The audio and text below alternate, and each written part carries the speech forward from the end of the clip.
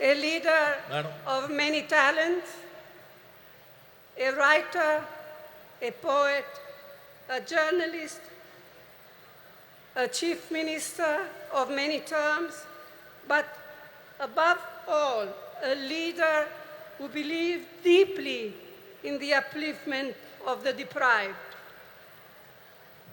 தன்னுடைய வாழ்க்கை முழுமையும் ஏழை எளிய மக்களுக்காக உழைத்தவரும் இந்திய தாயினுடைய தவப்புதல்வர்களில் ஒருவரும் நம்மால் அன்போடு கலைஞர் என்று அழைக்கப்படக்கூடியவருமான அருமைக்குரிய தலைவர் கலைஞர் அவர்கள் ஒரு பன்முகத்தன்மை கொண்ட ஒரு மாபெரும் தலைவர்.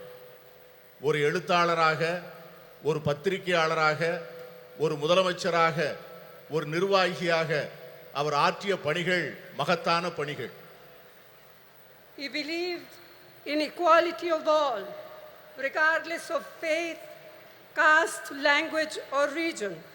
And ahead of his time, he was a champion of gender equality, which has now become something of a national movement. மாநிலம், மொழி, சாதி, மத நம்பிக்கை இவற்றிற்கெல்லாம் அப்பாற்பட்டு எல்லோரையும் சமத்துவமாக பார்க்கக்கூடிய ஒரு அருமையான தத்துவத்திலே அவர் நம்பிக்கை கொண்டிருந்தார். தன்னுடைய வாழ்நாளின் போது அதிகமாக பேசப்படாத பாலின சமத்துவத்தை அவர் சிந்தித்து அதற்காக போராடுகின்ற ஒரு போராளியாக தன்னை அடையாளப்படுத்தி கொண்டார். இன்று அது ஒரு தேசிய இயக்கமாக கொண்டாடப்படுகின்ற சூழ்நிலை உருவாகி இருக்கிறது. Our women have made India proud in multiple fields and sectors, in spite of the shackles of tradition, patriarchy, and culture that stood on the way. This struggle for equality has had many ups and downs. But today, Indian women shine in many spheres. To mention just a few: science, knowledge, skills, culture, and sports, and politics. And above all, as centers of our families and leaders of people. நம்முடைய பெண்கள் இந்தியாவிலே மிக மகத்தான சாதனைகளை செய்திருக்கிறார்கள்.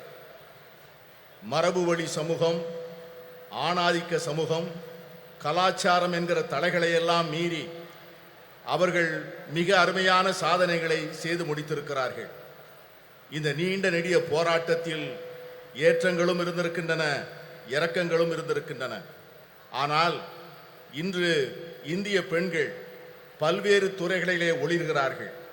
சிலவற்றை சொல்ல வேண்டும் என்று சொன்னால், விஞ்ஞானத்திலே, அறிவிலே, ஆற்றலிலே, கலாச்சாரத்திலே, விளையாட்டிலே, இவை எல்லாவற்றிற்கும் மேலாக நம்முடைய குடும்பத்தினுடைய மைய பொருளாக, மக்களுடைய தலைவர்களாக அவர்கள் ஆற்றுகின்ற பணி மகத்தானது.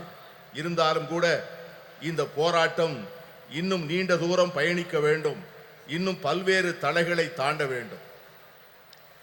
Yet, we all know this struggle continues, and there are many more frontiers to cross, especially for our disadvantaged sisters. இருந்தாலும் நம்முடைய ஏழை எளிய சகோதரிகள் இன்னும் ஏராளமான தடைகளை தாண்டித்தான் இந்த சமத்துவத்தை பெறுவதற்கான சூழ்நிலை உருவாகி இருக்கிறது.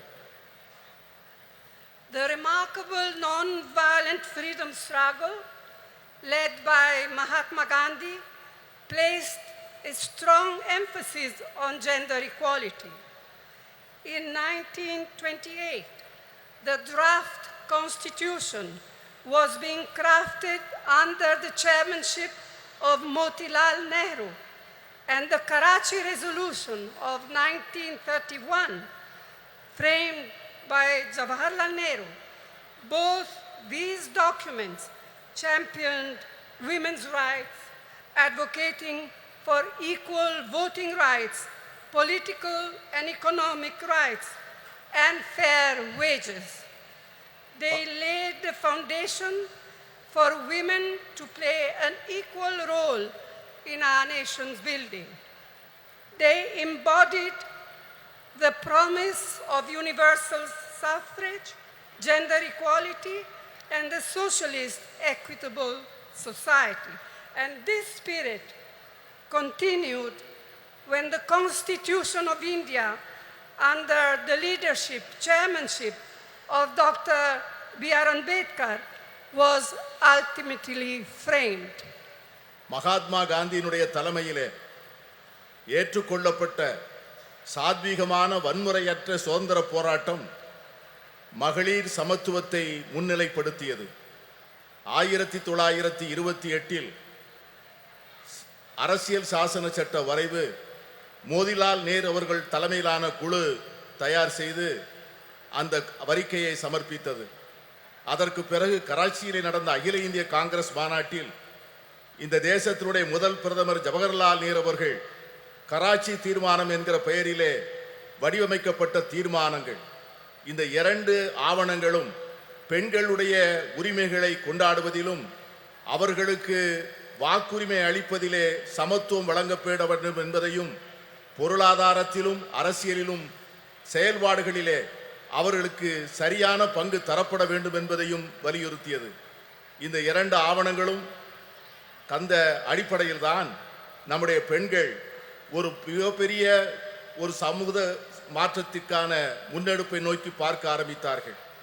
இதைத்தான் எல்லோருக்குமான வாக்குரிமை, பாலின சமத்துவம், சோசலிச அறம் சார்ந்த சமூகம், இவைகளெல்லாம் அந்த இரண்டு ஆவணங்களில் சொல்லப்பட்ட அந்த விஷயங்கள் தான் பாபா சாஹேப் டாக்டர் அம்பேத்கர் அவர்கள் இந்திய அரசியல் சாசன சட்டத்தினை வரையறுக்கின்ற போது இந்த தத்துவங்களை உள்ளாங்கி அதை மேலெடுத்து செல்லக்கூடிய சூழ்நிலை ஏற்பட்டது. Who can forget what our first Prime Minister, Jawaharlal Nehru, once said, I quote, "If you educate a man, you educate one individual. However, if you educate a woman, you educate a whole family. Women empowered means India empowered," unquote. ஒரு பெண்ணை நீ படிக்க வைத்தால், ஒரு ஆணை நீ படிக்க வைத்தால் ஒரு தனி நபரை மட்டும் படிக்க வைக்கிறாய். ஆனால் ஒரு பெண்ணுக்கு கல்வி கற்றுக் கொடுத்தால் ஒரு குடும்பத்திற்கே கல்வி கற்றுத் தரப்படுகிறது. மகளிரை அதிகாரப்படுத்தினால் இந்தியாவை அதிகாரப்படுத்துகிறோம் என்கிற ஜவஹர்லால் நேரு அவர்களுடைய வார்த்தைகளை யார் மறக்க முடியும்? And we cannot ever forget the inspiring role Indira Amma in showing how a woman can lead with strength, ability, and leadership, combined with a deep sensitivity to the abolition of poverty. அன்னை இந்திரா காந்தி அவர்கள் காண்பித்த தலைமைத்துவம், அவர்கள் காண்பித்த ஆற்றல், அவர்கள் காட்டிய வழிகாட்டுதல் ஒரு பெண் எப்படி தலைமையேற்று செயல்பட முடியும் என்பதற்கான மிகப்பெரிய எடுத்துக்காட்டு. ஏழை எளிய மக்களுக்கான நல்வாழ்வை அளிப்பதற்கும் வறுமையை ஒழிக்க வேண்டும் என்கிற அர்ப்பணிப்போடும் அவர்கள் ஆற்றிய பணியை யாரும் மறக்க முடியாது. Rajiv ji, as we all know, brought in the historic 33% reservation for women in Panchayati Raj and local self-governments.